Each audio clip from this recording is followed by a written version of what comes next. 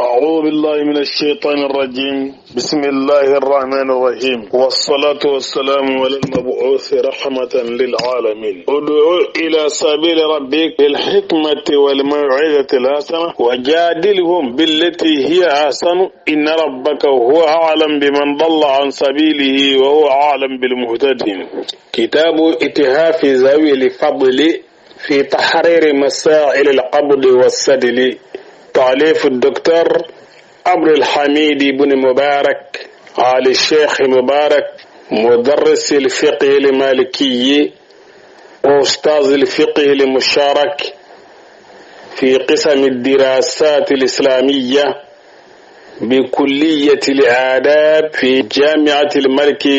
فيصل بالأحصاء بالمملكة العربية السعودية. anga bi walanda be kitabu min ka kerengren nyama we angu be walanda min kono ni ode sali mustahabu masalawe walanda in kono nana anye franvasin do di ni fenyi ni anye oye anka dina sigisinu konnana nanga famiyo konnana islamiyala anya jirawla walanda konnana kafo anyi alakira yila alaminka sallallahu alaihi wasallam ani anyi alakida sahaba ye la minka radiyallahu anhum ajma'in ananyi tabi'una ye la minka rahimahumullah jami'a ayanyi tabi'una ye la minka rahimahumullah jami'a kode kafoko saliba joli la ala asunfen be la jelemba chukula ni saliba jura salikonnana babu were tidloni sunfen no shie siumbo achukula jobabi jo asiunde ka siumba chukula bulu bi achukula jobani tamaba bulu chomo donedo nyiu ka fulelu bi uchukula ngulu ga jo chukubu chukula joli la la foiti elema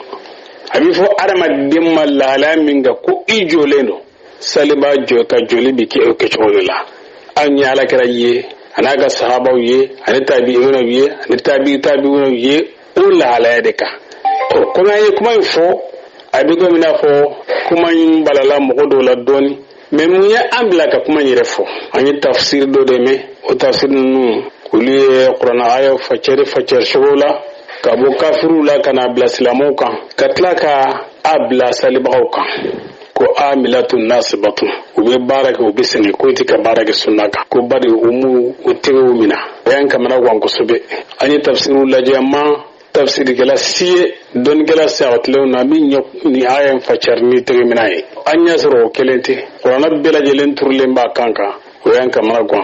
o anya yi anga wajibi ambe min do anga kuma no oye o anya soro jaga nin dugo toroyin ani ningaramo bammi be Saudiya ale kitabu dilala o kitabu inna na tamala kam 2010 o angunto kalama an yanga bara ke katla antla lengo da na kitabu nye anya suru kitabu tigi an yayi chomi choy ale fana yayi o chokele la nga difference min be awni nyon ci an ye kalando ndi nga ale ko ni karamo ya litlala karana fo Saudi ka kulliya nu ka kara yorbawi abe maliki ka fiqhi wala ndadiyenno o anya soro alay kitabu dilala o kitabu ni ko ittihafu zawili fadli fi tahariri masail al-qabd wa sadli wa ya kitabu toy kitabu abambolo telefonu kan fabila jelefe ni mami mako bala bi sara jola yanno amba do yuko fu ire bitalache ni min surala o tiango kuma yede mais puruka kuma suryaula amina ala kuma bo fowi bamanan kana ana don ka fa kuma nun tiango kuma doni kuma de don wa don kelaw de yaye wi chukula amina do angala ni ko nana ambe hakto ni don gelaw fe minu yaye chukula min teni doni wo okode badi kadaka salama ya yirwaledo ankara ma ibn abdul bar ale hakla ye chukulola bari tumami ni afora le ko bolumina makruye ako fokunte ko bari ko lasili dagalide ko lasili fembe bi dagare kwa makruya fokunte o akani qaidan lusul konana ka foko salifana konana ko fembe bi dagade o qaidan don kilo mabiyan ka amma foko alaga ya fama bo ale rega nyana ma konana na usagna ka to ka sirama aba surali ay marhala da madoki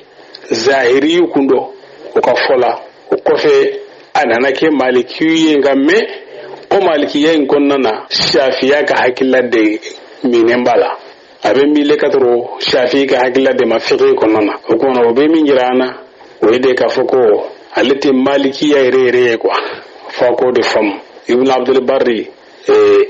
ni ya alika kuma filalaje kuma don ane ka kuma laban mi no be kafi konnana ka foko bolo jigni bolo mina kwa be sunai jere la o be ke sawiye kaliga kuma koni ko no ya nin kola ko sobe mambe min de nyini ale na hijira kemenani watu de langanto ma an bi kai fe min nyini an fi walu watu min sisan an be hijira bakele ani kemenani ani bisaba ani segindela nga an mako be watu mina oyi ka ko hijira nyini santan sabai ani hijira ko fe ni santani min kera o konnana an mako wodela alakira sallallahu alaihi wasallam alaka nyina me konnana asalla chodi akumbe chuko jumendela akumbe la hala jumendela kuma bela kalama da ala kara bitama abolo fla ba kerefe hal ni babu madlo law taw kamana ko abela kalama ala kara sallallahu ay mo wele na bi je sen flaka babu tillo la de ni yera ka jo sen kelenga don o babu bi se ka dlola ka fuko ko jaki jo isen kelenga jaw fana bibe kalama ni sengi model do la don o babu bi se ka dlola bari kada ka ko ja sen fana bi ke o ke chugola o ngani aya soro ko krot dlo ni femi babu tudlo la de o bi to chugo la o ka foko babu mana bolo jiginina o de dalu ye ko fenwore kun donente de bolo jiginite kira ka watila o de tumami ni bolo mina no sanga wulila o sanga wulilen ko kitabu do sorla min ye babu dla bolo jiginina ni karamo min go ko alema kitabu ye min kuma bolo jiginiga kuni bin ye babu dla bolo jigin kama amba fo karamo kana saliya o ka doni nyenyini ko sobe o kana saliya ka fo da chema jela ko ema kitabu ye min kuma na ka babu dla bolo jigina ni kuma na ka fo ko emo kitabu ye ka so dun sen fitinu ma kalama musannaf ibn abi shayba hadisi kitabu do hadisi ka fiqh min kuma na kan ko sobe o musannaf ibn abi shayba de o be ngamini hiriyo hijra sanke mefla watulo o kuma na bolo minani babuka katla kuma bolo jigin babuka laje ba suroi ne go ke mai abike kaba koy mo bi ju ka donna anga hakil to anyira la anga hakil to andala kam am bina don nin kitab tigin ka wala nda konnana ka hakil jigin ke mawi o ka fam kitab tigin ko ka tarjama kun azura min shina rajim bismillahir rahmanir rahim alhamdulillah alladhi shar'a lana ad-din wa ja'ala ikhtilafa fuhum an-nas fihi sa'atan wa rahmatan lil alamin والصلاة والسلام على رسوله العمين سيد الأولين والآخرين الذي أقر اختلاف أصحابه في فروع الدين كاختلافهم في الصيام في السفر والصلاة في بني قريظة وأنواع الحج ونحو ذلك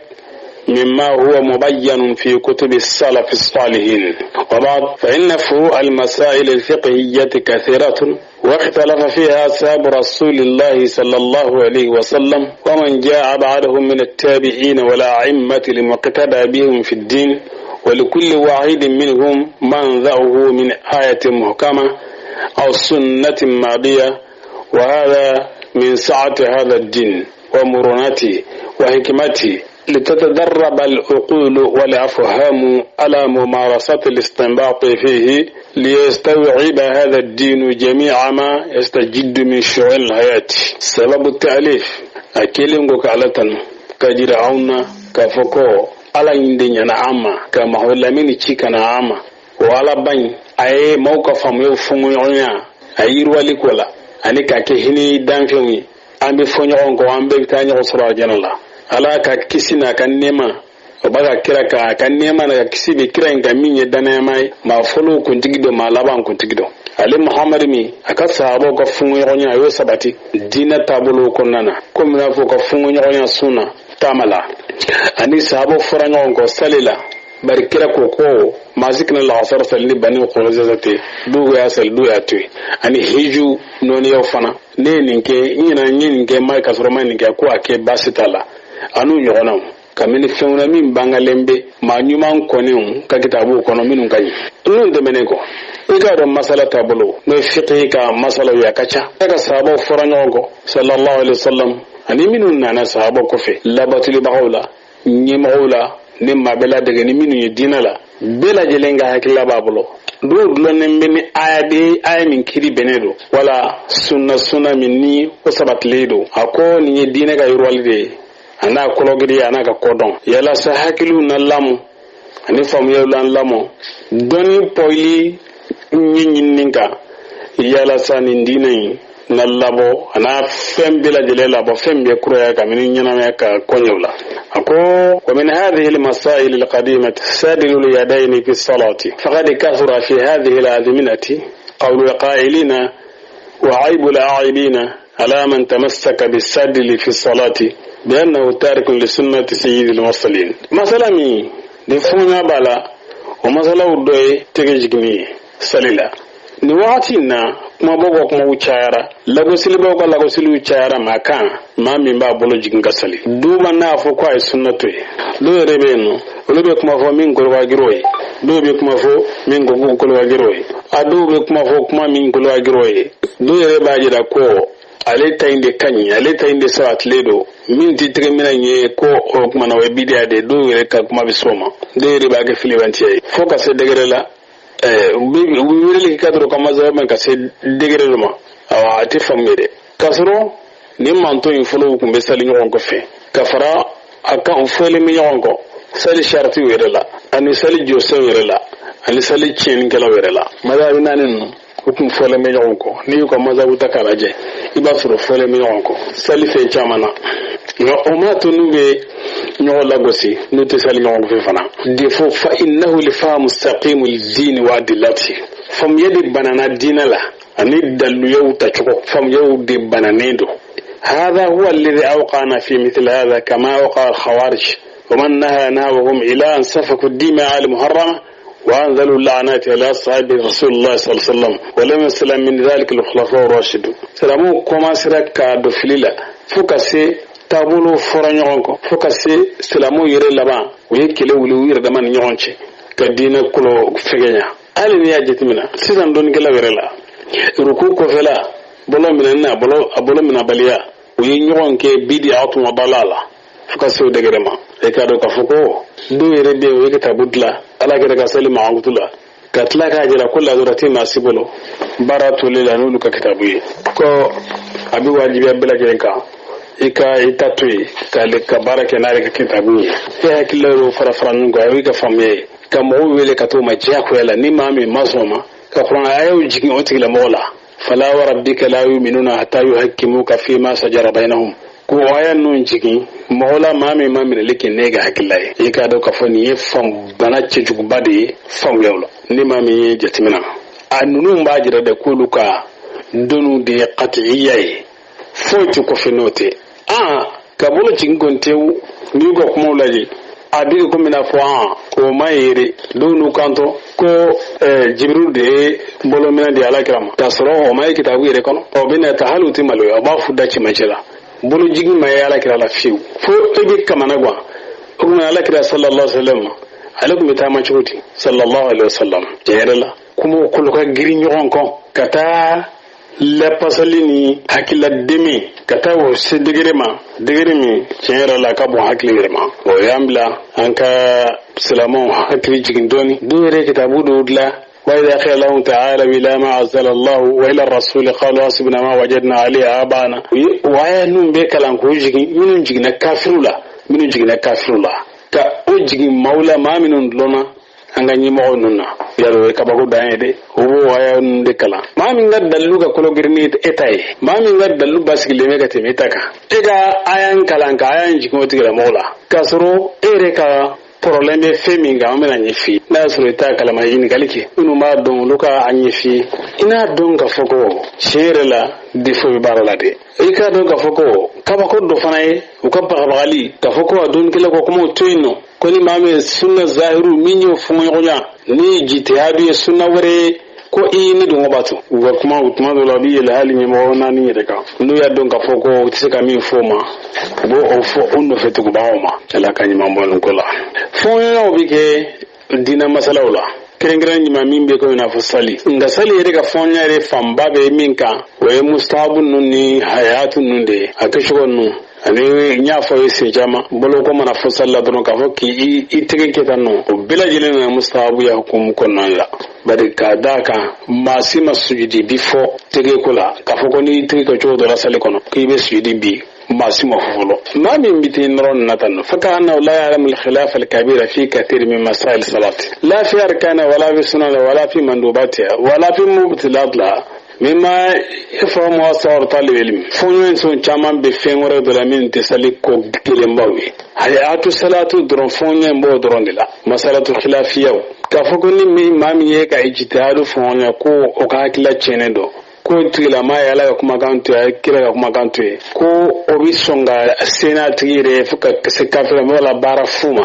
e ka do ka fo yi filici jugubayde do ye kitabu la kala go silu ke ka sedegre la kitab zu yulu to fo ya no halni amma anjele bila wulu fo la ngori mi fotro wede yanga hakil soro do yere be no uyu kari maliki ga mazabu kunnana ko kuma jugu fo ko kuma were do ken kalo ko karsa ma fo ko ninda me kata maliki ma ko kuma do ken kalo ko kuma do logo ko sobe do ke lo kuma nga sinin degere ma ko nganga kodo de jatimina halmi mudakkir ila miri babiwa tasibabiwa salamu amba fika min fawi kuma gwansa tinun dalutala anke ko roma ni min kuma na akana la kadaluye ba ka dalula je abi chomi dungila bi yo mo marlen kuma e ka foko kasa nganga ninto kaninke kadan ninka ka ba kodo ulu wa foko karsa kaninto kaminke kadan ninka ulu bolo min ye daluye ibasro ulu min yere fode da ifude ma sanadulaje ma kuma ta runja timina ibe mo wele ka toro sahiyo de ma emi mo wele ka toro fem ma we dai fi e bara isade ninde ko so e ka do kan yoro be o kala yoro nyi mo do filila ko sobe kala mo do be no no billa go silike ko sobe mais o do kuma fu kuma gwansande fo ti dalu fola o te dalu fo fola ko ninde ko so ana nyonon aya kanu ka letter sabe letter min gasro bolo jigini bolo minala nafla ni fadala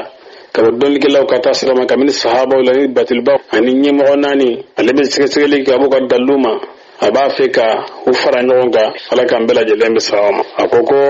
adoni kanto tege mina tege jigi ko kuma bana alebe mi fo ba fo ko kuma imbana e ba yi dongodo dobe kuma kura fala dobe la kura fala dongodo dobe silamo kiru ni bidiyaye ni kafeye ni yere singe fuye ni ngolo ko ngama a tege mina a tege jigi misru chira ni ngama ba ko do kerala lu la ni do kuma ka to kelen peutala kuma were kana fo dalu were kana ye kuma fulu ma dalu surala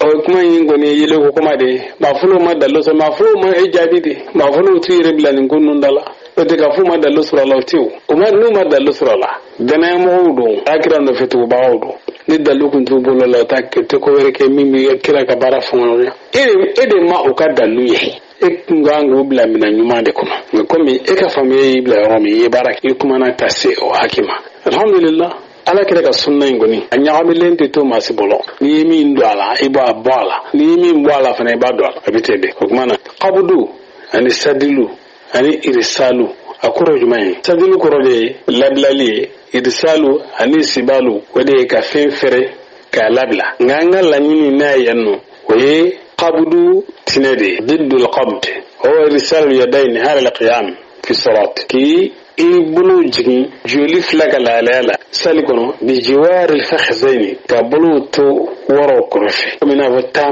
ba ka la juya ani jo ba ka la ka wala la juya qabdudum wa khilaf li basti wa min maanihi التضييق والإمساك الحسي والمعنوي والبخل والجمع ومقصدنا هنا هو وضع اليد اليمنى على اليسرى على القيام للقراءة ووضعهما على الصدر أو أسفل منه أو تحت السرة أنا لنيني نقبضي ينو وديكا يبولو دنيونكا سلك جل على كتاب تيكو عليك سيغلين أنيبلا ندفلا أني ولا عند ورا مقدمة عليه كتاب لكم منا أيو فوقنا ay qabdu ani sadilu ani irsalu ayulu korfo wala na folo mabahasu folo o don kelaw ka tasrawe bolo jigini ni bolo minanina wala na flana o bolo jigin dalwe wala na samana o bolo mina dalwe wala nanna ka jira ko bolo mina mim ni ofora de me nyini doronde don wala nda durna we mamin be ayre fili bolo jigima malik ga mazhab ko nana obe ko fuka dag min kan ko sirsiga tigi bolo ka jira la ko tigi be filila wala nda worona we amam malik ko kuma koroye muda wana kono ka fo alati bolo mina don kuma dafa ligela obe tugola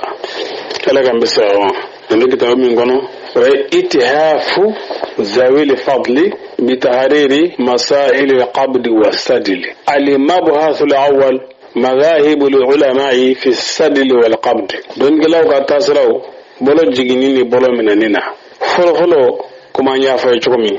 بولو منين بانغنا تومامي وكادو كفوكو مذهب تيغولا ما من ترافي ويا بي هاني فتا فلو عليك حكلا كرا كاي بولو منا فردلا اني نافلا i barakoro malma malik i riwaya damado minana lela maflal damado minana lela aflo karahatu alqabdi fi alfard والنفل illa idha qala alqiyam fi an-nafilati فيكون فعل ذلك جائزا غير مكروه ولا مستحب مالك ka kuma fulfulo wade hokki ki tege mina sali kono akonedo farda salla an-nafila salibe malik ka kuma fulfulo minye wede ka fo ki tege mina konendo fardan nafla bila makrudo foni nafla joli jana nafla la ta o bara de ke fen daga lenye konente akanwalente o maliki ka kuma floy maliki ka kuma flana ka kuma floy ode maliki ka kuma e muda wanala ani otabiya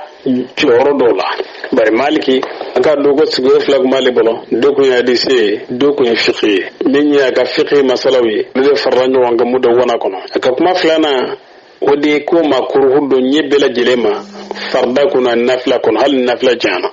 maliki ka kuma flana ode ko tege minaliye fa makruhu de akonendo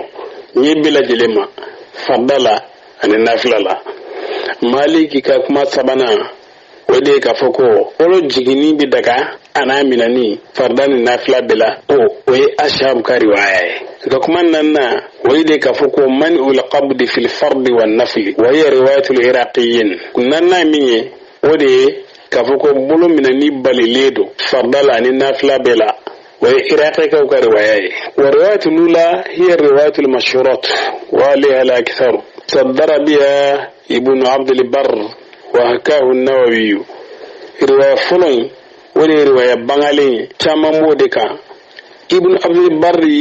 يكما دمنا نودي النووي فناي ودي لكالي تما مو بكما مالكي كا مذهبكا تاما مينو بكما نميوي كافوكو مالكي ومكرودو بلا جلمو كلام شوكاني ودفو نلو طارق ننا جمع كلبا كمن دونجلا باولا من عامة المذاهب no yanga ma folon tane bela direndo fo do ire ma do refo ni makuruyente do baye ka fukko makuruyende ma aka mazhabi ka mashhuruye tahawiyu wa afotende ko de mazhabi ka mashhuruye fi mukhtasar ikhtilaf al ulama wa chokele la kasani fana yo defo fi bada'i sana'i ka fukko maliki mazhabi makuruyade samarqandi alfana makuruyende fo fi tuhfatul fuqaha ibn hubayrata ألفني مكرويين ابن هبيرة في الفقه على مذهب الأئمة الأربعة ابن قدامة ألفني مكرويين في المعني دمشقي ألفني مكرويين في رحمة النمة في اختلاف الأئمة رحمة النمة في اختلاف الأئمة ابن هاجر ألفني يدفو فتل باري كننا مالك مذهب لا تجي من عليه مكروه ومذهب الشافعي السدل مطلقا ويرى أن المقصود بالقبض تسكين الأعضاء شافعي كمذهبي شافعي رجعتي دكورودي وهي بولو جيجيني دي نيبلا جلما فرنا فلا بلا بل علي باي كل نيني بولو مناي كودي كسنفون سباتي لولا بولو منا كوني دي نيا دوكا فوقي بولو تتورو كله بولو تسباتي قال الخطيب الشربيني قال الإمام الشافعي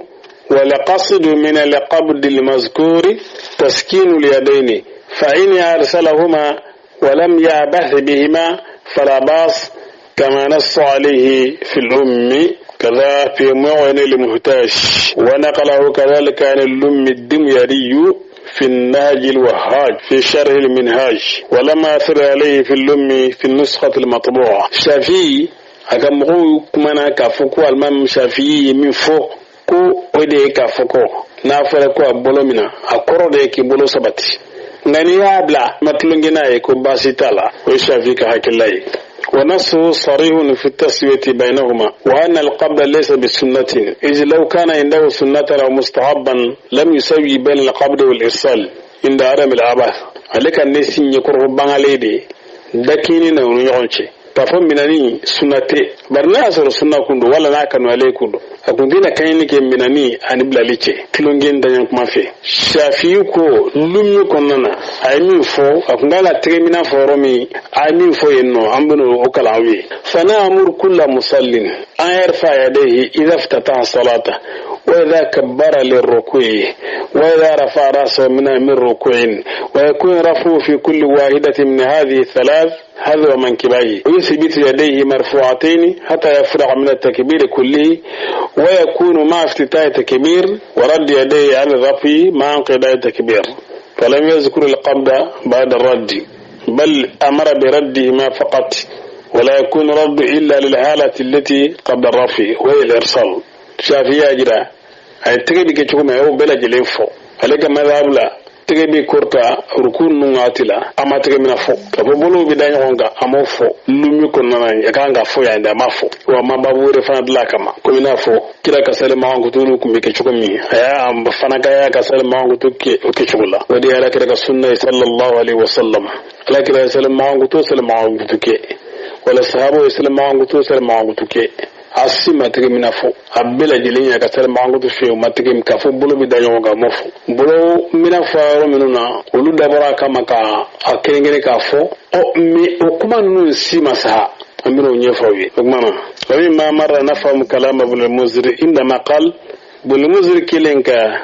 bolo minanofo asilin shafima akuwa hukia dhalika ni shafi'i كل لك أبو الشافعي ما أكمنا فحكايته للشافعي بصيغة التمريض هو من كبار أئمة مذهبه المتقدمين، الدليل على أن سدل هو مذهبه. أي شافعي تفو ni tamuridi kifichuko itumami na kumeka bolo mina nafo akoko ya lagari kabo Malik ibn Asima ana amara ni Ishaqa kuyo lagari kabo Shafi'i fanama alaya natini na chugola ayra ka foko amasinga fadretima ka foko Shafi'i fana ka kuma aye aya natide bi sighata murid asizili kerembe minka ma amara ibn Hanbal kama abla wa yatga min al-de mutlaqan nga mardawiyu عليه لك اللي كان حمد رواية بالإرسال مطلقا في النفل والفرض مالك أحمد بن حنبل كما ذهب سنزل منك ويتغي من اللي nga mardawi laka ligi ga ba hamada ma ko bolo bisiga jiki ma sali ba bisiga tige jiki ni bela jili ma farran nafla bela jilena ko kuma floy ko were fanan nana ka fa ga bisiga tige jiki nafla la kamina fadala nga Ahmad ibn Hanbal ni ngale ay tige mina suwandi jiginika tuma me nu ya yinika ka bokkini dal man numanka to lebe jimende suwandi ko be de suwandi wa akon ogmana suwandi dike fevla de nyon ci minu ngasuru nyon na fasanti yalla wal ma dagalila barni ayasro kelen sunay kelen de sunay nyin galini jabu kumbe fanyongo mama bil sulu do be fam akon ninde nyema nani ka tasrai o nga mama yulu ko kamini tabi nawla ani mana tabiino yerawla ani sahabawla mawfara nyongo wokola kosbe nga amina kuma kise daitige ndalaga je nga metri mizilaje fente menefo nani hulubu ka hadisi ko ala kira bibla oni aba numa mina nakini atlale wala ko afili badi mbafawe bolo jigi fororo kitabun nun kono ibasoro tegemina be bifoy tegemina mana fororo bolo jigini bifoy kafoko dumi foka doto kamini bolo ko imbangina ufla bi funi nyoy bo foko pebro wati gawi ako hadise bora wail bun hujri yoro ani wo tayfa bun harisi ani bun abasi ani bun masudi ani sahal bun sadi ako hulli buga hadise ko kan ko la bala bi ninde ka donu dingo yoro kamini kiraga sahabola alama jene ka bo ani bla batul bawo ani ma min mo ko fe kuma bana Tirmidhi ko tun wa comme Nawawi fana ale ko go hujjatul jumhuri ale jumhur ka barake tege minade ko ga daluye inin dalil numanka waye ka hadisi de ana abi hazimi ka hadisi ka basalima kitabu lalako no ittihafu zawil fadl ka kitabin labaye ako fembe bangale kafo kuma flan bela jele to min ni uye ulakale kafo ko de jumhur ko kuma qad jana basawaba wala na fi dhalika thalath waqafat ku yasababa bla kuma be sababa kafo ko de jumhur ko kuma ko ta sababai ako kadamu ga joro sababi anyewla allula أن حديثه بالذي أورده الترمذي قد ذكرنا لاحقا ضعفه وأورده لأنه وصف الشيء عنده وهو دليل على ضعف بقية الأسانيد لمن ذكره كما مني الترمذي كمانا أكمنا ني حديث مي ويقول بقى حديث دي أو يقول بقى حديث دون حديث دونا بلا جرين يوكي حديث ضعيفية تغمينا نو تغجينا نو ubila jirengo ko hadisi da wafudo nale funinga gidinga na hadisi da wafiye ko okanyi o wayra ka foko hadisi salente aflana tadaludi ni wayri ka hadisi ani sali ka hadisi okanga mafle ngamina kuma ufanaka kitabu dilaladi kwa nukanyeni itihafu zawili fadli ambika oka kitabu de kala sabana sahabo ka tasra ani tabiino ka tasra we bulu jigniti asalisatu أن مذاهب الصحابة والتابعين على السدل وسنبين ذلك صحابة أن تابعين بلجينا ودكندو أمنو يفي بلمنا نوكنتي ونيني أن جميع من ذكرهم الشوكاني وغيره من الصحابة 18 الذين روي عنهم القبض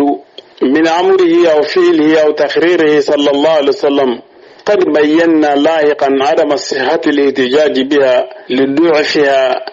وحمل بعضها على الاستعانة في النافلة مغمغ نشوكاني يوفو أنشوكاني تناكا من صحابتان سيغينا أن تابينا منو فرقا فرقا ni tege mina li foka boluma ku kiraka nyamrai wala ka barai wala ka sabatiliye alaga ne majira ma kisi an amina bangaye ka fo daluti se ka jonni asiye barika da ka bela fledo la fledo kilente anye demi nyini min fo nafla la abila bloka maliki min lakali ka fam ni umi sanadi kanyi nga ki wakati madon ikadu ko kiyir demi na nafla la boye kira ogma ni dalu dili binani be zikirihim saru ma baqi sahabata ala sadiq ona wi sahabatan sigi mi fo na sabadra ka foko ubika min fo asalinte sabatlente ona wi sahabatan sigi mi fara sahabatu bela jelenga sahabat jekulu bela jelenga bolo jiginika sahabat bela jelenga bolo jigina ude itas tan sigi mi mbo ala ko ala kala ka boma ulu fana ko bolo jigina ude tuguni we fe la kala simas ambe kuma folo minye ko sahaba nyimo nani ani labatul bawi ma to bitukolo ko ma min dara ka ko bolo min lam yadhkur man dhahaba lil qabr min ana al khulafa ar rashidin illa ma rawahu ibn abi shayba ka fu khalifa nani ala kire khalifa banu o ma son ga fo ko lu ne bolo min nawi fa manake ibn abi shaybata nya faye ngomiye babu fladla babu kile bolo min babu kile bolo jigin babu ye o babu kon nana ale ko abi bakari ko amina na abi bakari la ko kuma bolo mina nga abu zayyad maula ali daraj awa ode lakali zabi ko min ya de sigalawe ko la yuraf yutrak watwe la yuraf musay ko yutrak no o te ma te sige cholaire ka ko abakar siddiq ka bolo mina ko ma de sige chola aka flanan kera fende ni abu dauda o lakali abdurrahman ibn isa ka srafe ka bu alima ka hukum min as-sunnati fi as-salati wa dawli kaffi ala al-kaffi ta tasra wa da'afa hadha al-hadith ashab al-qabd al-muntasirun la min yirabi ka de men do polo minama ulu bila yelen ni ya sin ki da'ifi wa qala an-nawawi ittafaqu ala tad'ifi li'annahu min riwayat abdurrahman ibn isa al-wasiti wa huwa da'if bi ittifaq a'immat al-jurh wa at-ta'dil قال عمر ليس بشيء منكر الحديث اني يفهم فانا لغا لكو علي كومبي كين دا نمانكا سالي كونو او ومن فرا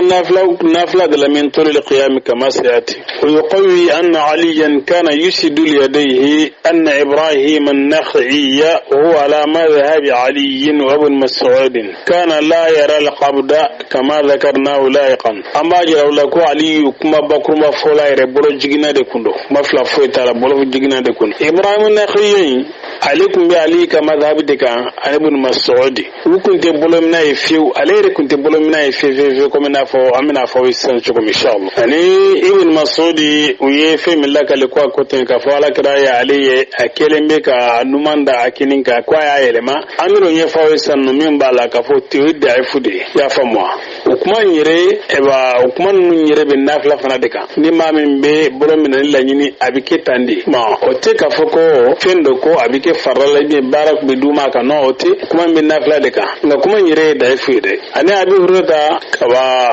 وكمان بي نو أبي دورا فينو كفوكو أخذو لكوفي على الكوفي تاتا سوراتي عبد الرحمن بن إسحاق كلنجلين بي وفناك سمدلا bebe na kwa lafulika ibn abbas aliko inna ma ukuku aliko ko inna ma'ashira al-anbiya umirna an numsika bi aymanna la shamailina amino nyefa wisan kalo daifudo amma min foka min sahabatola iga do ka fogo anyo bela jilen fo anga hadisi babu konnana anyi eri kilani miltim wa minke taba kuma na hadisi ka anyo bela jilen fo konnana wayango kuma yi kuma na bangana anyi anal khulafa ar-rashidina was sahabata ammatan al-irsal kuma na sahabo bela jile ubbekum be bolo jiginde ka muqtari ibn muhammadati ad-daudi al-maliki fana ya ubela jilen fo chokola kuma na fana ya fo chokola min na leta intekle kuma na num bela jilen kumbe bolo jiginde ka khalifan rashid nanu ubela jilen kumbe bolo jiginde ka sahaba ubela jilen kumbe bolo jiginde ka afara ko fenje kumbe bolo minaka ni asanad la yidron ire bayi abisinga bangaye sarahatan ka fako daifudo fa fi madinati rasulillah sallallahu alaihi wasallam huwa al-mashhur wal ma'ruf an kibar as-sahabati wa ghayrihim ala garaka dugula sallallahu alaihi wasallam bolo jigindi bangalin beno odi bangalin kumbeno odi kundonen beno nya fa yami kuma wati minga oyi wati de wati mi ni oyi hijra santam folo ni santam flana ani tabiuno ka wati tabiuno ka wati mi kuma deka mingi mashhuriye madina wati la oyi bolo jigini de kuma na igado ka fo amina to takada auma maminu gumbu bolo jigini abere kundo begunye bolo jigina ode ya fam bolo mina masaka basima mingu nyema wa Sa'id ibn al-Musayyabi wa qad rawa ibn Abi Shaybata wa ibn Abd al-Barr fi at-Tamhid annahu lam yura qabidan yaminahu ala shimalihi. Sa'id ibn al-Musayyabi alayhi kunye madna karam obaye ikado ka foko ali umali ye na ba bolo mina fiu wa ka ulama al-Madinati ala hada al-amal amariya dunkila abu umama tanu bela jelo min bolo jiginde ka mimma hada bi malikina annahu qala lamma su'ila an al-qabd la a'rifu ay min sunan as-salati wala min mandubatiha inda ahli madina ukele ngal man maliki ninga ka bo bolo minanima akwale ta don ko kwale ta do sali sunnaye atadu sali kanu fenye madna ka fenu ikado ka sahaba ka sizili bi sharia wi beruka itimadu sahabata ala al-isri min tul al-qiyam fi ramadan ay sahaba ka barawlaje ibasuru bi sizi berudega ni joli kun jananu yi singalola kama fil muwatta bab ma jaa fi qiyam ramadan be muwatta ko no sahaba kumbu sizi berudega bolo minana kunti kumbu sizi berudega famu yisiduluna lidha ihtaju lil-i'timad ala al-isri ya bolo jigina ndo ko no ko so ma ko jora ko sizi beruga ko to sale konna wa ma makkah fa madhhabu a'immatiha sadlu ikado ka fa makam fana alenye mo fana ka tasra ku yiminye bolo jiginde mujahidu kunye bolo jigina de ani atawu tafago fini fili velautere angame bolo jigin de ma usara kabama ani hakaza ibn jarir hakaza mujahidu yere kana yakra wadi al yamin ala shimal ka ikininda innumanka mujahidu kumbo kon yere ya fam madhahibu fi tamhidi wa musannif abd arrazzaq hukume bolo minako nam walam yu'lam lahum mukhalifun mukafirun amma funya badon o ma funyo gonya bagadon nimma ko fele nunye ko bijati wa sa'id ibn jubair كان يطوف بالحرم فرأى رجلا قد وضع إحدى يديه على الأخرى في الصلاة فذهب ففرق بينهما فدل على أنه لم يكن بالحرم لمكي من يصلي قابضا يكاد فوقو دون الله سعيد بن جبير قالت كون هرمي كوننا أي تشيدو يتشين كلمبيكا أتيبو دانيونغا أتارا فرق بنيونا كروير تالا كوي بولو منا يرد ما بياما منا فو مصنف نابي شيبا تغي ادو بولو جيغين بابو كونو تشومي كما بايرا كفوكو بولو منا يري كنتي يري وفي العراق فمذهب ائمتها سعيد بن جبير ابراهيم النخعي والحسن البصري وابن سيرين على الارسال بل منهم من انكر القبض ني عراقي دو عراقي كو ولوكا نيما كتاسرا ني سعيد بن جبير اني ابراهيم النخعي انا حسن البصري اني ابن سيرين اي بلا جلن كم بولو جيغينده كا ما يري بولا كوي من يبولو منا يري كومبيبيبيو دي بولو منا ما جاو تيغي مذاهبهم في المجموع للنووي الجزء الثالث صفحه 258 وتمهيد الجزء العشرون الصفحه 75 و79 ومصنف ابن ابي شيبه الجزء الاول صفحه 391 وقال تسرع بين كننا كمنا فأفرع ترومي وفي الشام كذلك فإمامها اللوزاعي يرى التخيير بين القبض والإرسال كون أنتر الشامي لو سيريان فاين لوكا نيمو كوني اللوزاعي عليكم السوغان لدي من النين بلاليكي أقمافو إنما أمروا بالاعتماد اشفاقا عليهم كو ينيا مريا نمنا نيني هنا كما نينيا فويسين كما نانا فرقو اعتماد دورو بولو دايونغا بولو فانفلا ني اعتماد فرادونو دي بولو دايونغا لانهم كانوا يتويلون القيامه سوي جولي جنيا وجولي كوي جي وبولغونا وكوسو يا مريا ناو سنغنا ابسكا سيزي فلا حرج عليكم ابسكا تقومنا باسيتالا ويدي نافلا جاما وكمبه جولي لا نافلا نونا وكوسو وكمبا فويني اي بولو دايونغا باسيتولا وفي مصر هذا امامها الليث بن سعد السدل أحب إليه من القبض وجوزه لطول القيام نانتارا مصر سلام جمنا ونسلام دغو ودغو من الله كودون دو دفلك نوني حبيب يبولو جيغناو دي مصر نيو كاني مو ليس بن سعد بولو جيغندي كون كادي عليه كاتم بولو مناكا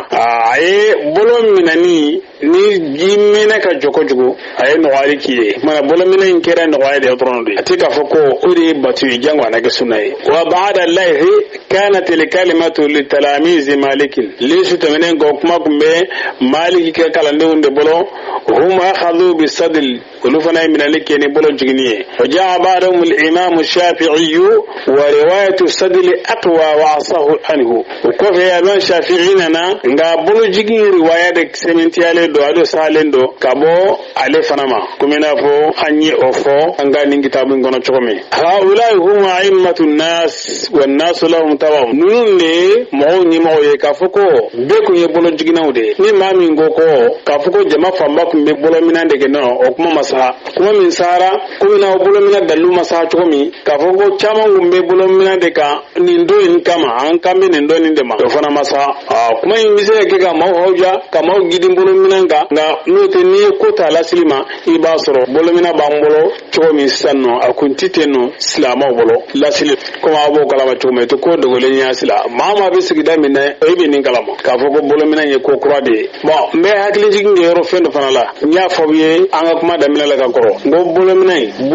na mazhabu minun gumbe bolo mina ka minun gumba ka ne minun gumba ke ushikun taka ko bolo mina de sunai de sunai ukunda ka no kelen flana disika bolo mina nga dogo la ko jugu mazabu na disika bolo mina na kundala bolo mina la folo kunti bolo mina disika fiyo disika bolo mina nye ko kura de no donala dalu fana fan vela fe komina fo mino nye fa chokomi dalu te ka fo ko ki bolo mina disika wala ikono baraka walma ikono jukoro dalu tola dalu ta shila dalu min bala libi ko van min fala أسيس عليه بنو بفرات كويسا فائدة لا يصح حديث مرفوع في مكان ودي اليدين في الصلاة وإن الأمر في هذا واسع فإن شاء المصلي ودعه ما تحت سرة وإن شاء فوق سرته قال ابن المنذر وقال قائل ليس في المكان الذي يدعو عليه يدين قبل يثبت عن النبي صلى الله عليه وسلم وإن شاء ودعه ما تحت سرة وإن شاء فوقها وقال الترمذي ورأى بعض من يدعه تحت فوق سرته ورأى بعض من يدعه ما تحت سرته وكل ذلك واسع عندهم ونازل قال الإمام أحمد ونيا لجسنه أو يركن لجي سلامه هل من مدكر يلا باكل أو هكل تباركه موتي أو لامي هكل بباركه ناين نقول توامني أثبت رام بيالك ركبارا لجين صلى الله عليه وسلم أننا دون كفوبل بدارومي كما سها كبالا كرام صلى الله عليه وسلم حديث السلا حديث السيتينو كفوكو أسارا كبالا كرام كو بولمنا بابولو داني يرودلا كما سها دو يا إسي ko wa di su la chugo teme chugo ma srola to salama ni laje salimi ni fungo nyoya tala ni bolo kafsa ni salimi ni funga bala bari ni bolo to chugo la funga to lawo kuma kelende me ni bolo mina ibamna mi kuna ija ebe mo sengi mi aija chugoti ere ya dairomi oye eka janye de dalutala ni ya da disika dalutala oye ojo de jaraye ni ya da ikono baraka dalutala oye o de jaraye ni ya da ibara jukuro dalutala ima da gafala gara da ko kai ka dai o de jaraye ogman ega janye ko bisika wajibi islamu ka chugoti bulumna koyin mo jetide mina lodro na fara ko fengo mena ka bala krama ala gara sai si juyi senga una na mana udone ndo ibi ngolo jo ka fo fengo mena ka bala krama ko ni famme ko na la ka famme nyuma nda mela jelema wala ma ka fo ko wala sili dagali de ko la sili ko fe be ko ba do sali ko la sili ko de fembe dagali la sili tawqifiya de sali ko no ni minna na mo ke min mana mo te ala krama fanga entre min entre an disika na yake an bisika ke anyanye bo wani jama kulu do ma nyanya yenye sago ke to dalutala na yan bulo dan disika dalutala yan bulo da aba an ko baraka dalutala na yan bulo dan gum bara jukru dalutala ku ko fe na yan bulo da ro dalutala mana